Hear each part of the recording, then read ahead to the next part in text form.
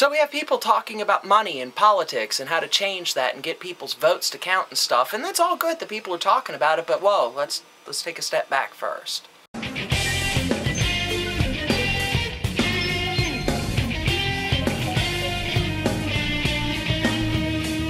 And why do we need to take a step back? Well, it's quite simple. With this move to amend and the Wolfpack and stuff, we have what is basically a nuclear option being pursued here for change. We have people going about this idea of let's take away all the constitutional rights from corporations and let's somehow get all the money out of politics and let's limit the amount people can contribute and all this stuff. And I do like the direction this discussion's taking, which is what can we do to fix this problem. However, it's a big one. This is way too much on the other side of this issue. Yes, we have a problem on this side, like with the bribery and corruption that's all over the place with corporations buying politicians and stuff, and it's pretty messed up. We can all look at Congress and see it happening. It's no debatable thing that we have a big issue with corruption.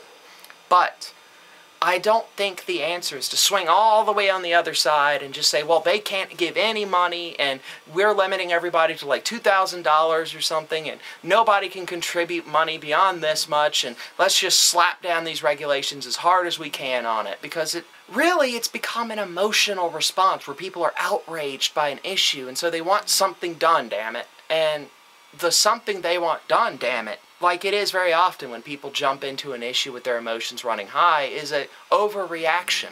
It's too much.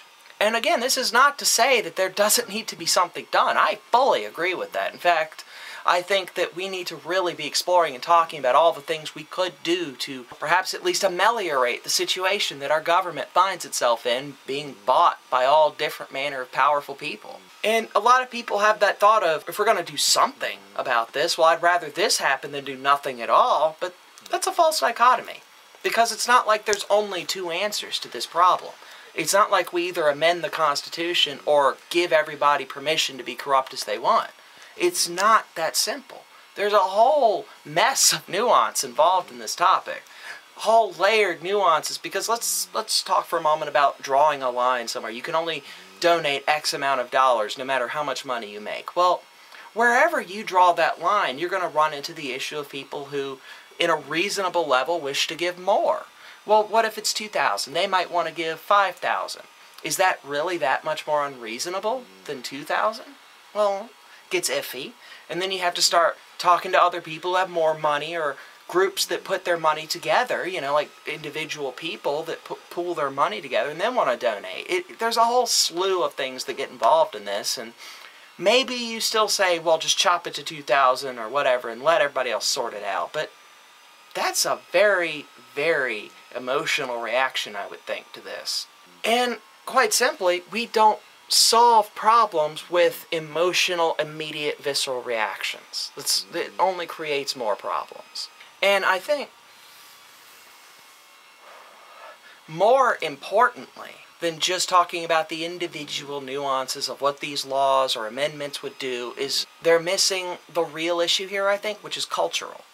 We have a system that sort of allows this to go on. It's not that we're not outraged about it. That's not the truth, because we have all these discussions and movements going on, so there is outrage. The problem is, though, that people are trying to change legally that which is a cultural problem.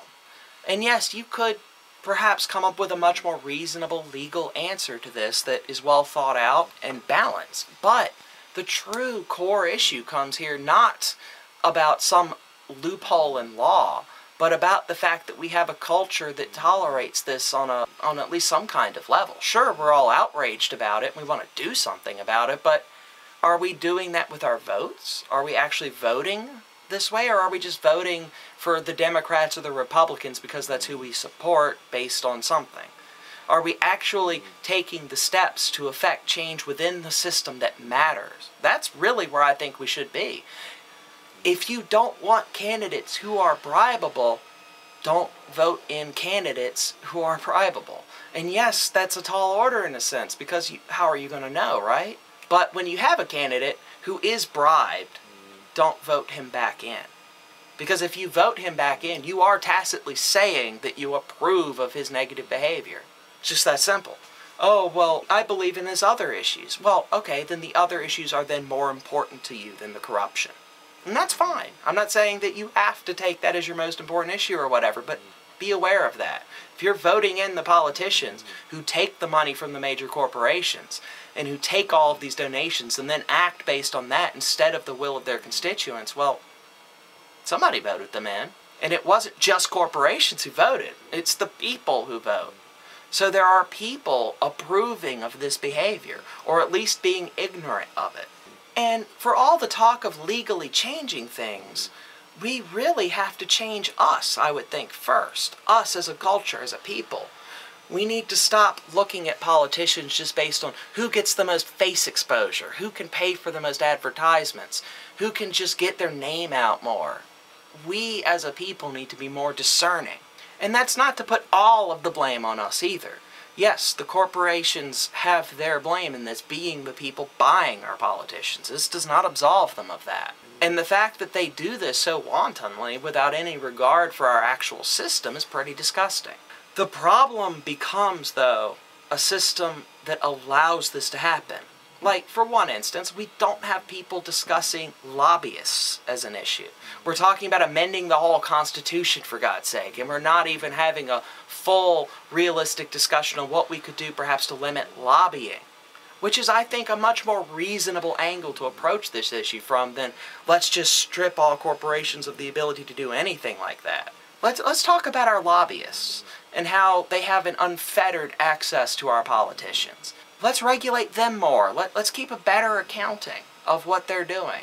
And one idea that's come from this that I do agree with, because I don't want to just sit here and hee and haw about how everything they're saying is wrong, is let's make all campaign contributions public. That is a good idea. I agree with that fully. If we could have a law in place that said anybody who gives money to a campaign must be known for how much they gave and who they are, yeah, that would be good. That would help. And, you know, if they donate to a super PAC, then that should also be something that is categorized and kept as public record. We should know as a people who owns our politicians. I think at the very least we have the right to know. But moving further than what that would do is this idea of lobbyists, the people who are buying the politicians, the speakers for the corporations. They need to be regulated much more than they are now. That, I think, would go a long way towards changing this. But in reality, as I said before, it in a big way comes down to us, the people, voting. We do have power. Don't ever forget that. Don't let it be thought that somehow the corporations just completely negate and invalidate everything you could do, and the only way you could have any change is by doing all of this. That's not true. You have a vote. And for all people belittle the voting nowadays, say, oh, that doesn't change anything. That's because they aren't voting, generally speaking. If everybody, or at least the majority of people, got together and say, yeah, we're outraged about this, and we're outraged enough to one day a year go make a change in a vote. Not that much effort for a lot of change. So, I think when we have this discussion about this amending the Constitution option, we should actually pull back and say, well, okay, that's on the table, fine, but there are many more reasonable and realistic options that could be considered first, because let's all be realistic. You have a greater chance of voting somebody else in that's different than usual than amending the whole Constitution based on a 3/4 referendum for all the states. That's only happened once, by the way, that a 3/4 vote referendum by the people has amended the Constitution. That was to eliminate prohibition on alcohol. Only once did that happen. And I'm not saying it couldn't ever happen, but I'm saying the chances of it happening are pretty unlikely. And you'd have a much greater chance of getting together with all of your friends who agree with you and starting a movement to, let's vote for this guy. This guy seems different. Because when we talk about voting here, we have this paradox that exists, where Congress has one of its lowest approval ratings in history, if not the lowest in history. Yet, we have quite a few people who think their politicians just swell. Like, yeah, Congress sucks, but my guy's in there fighting for change. Well, no, he's a part of Congress. And everybody seems to think that about their guy and nobody else. So pretty much everybody seems to approve of Congress individually, just not as a whole. Which I'm pretty sure, once you look at it, you can see how that's ridiculous. Okay, your guy's great and everybody else sucks. But everybody else thinks that about their guy and they think your guy sucks. let's be real here. Everybody's guy sucks. I mean, there's a few exceptions here and there, but for the most part, everybody's guy is a part of Congress. They're all voting to do this shit together. It's not like there's this secret cabal of like 6 congressmen there who are somehow controlling everything. No, they're all voting on this stuff. They're all a part of this system. This is all above board, and this is why it's a cultural issue. Because at heart, we vote them in. It's us who votes them in. And like I noted, that doesn't excuse the other parties of their responsibility in this, but that does not excuse us of our responsibility in this either. To say that it's all the corporation's fault, that it's all their evil, it entirely passes the judgment off of us who voted those people in. And we need to have a look at us, the voting populace, before we talk about changing the whole Constitution, because I don't care what laws you pass or what you do. If we haven't changed the culture that tacitly allows these sorts of things to happen without recrimination in the form of voting them out, then we bear the blame too. Just something to think about.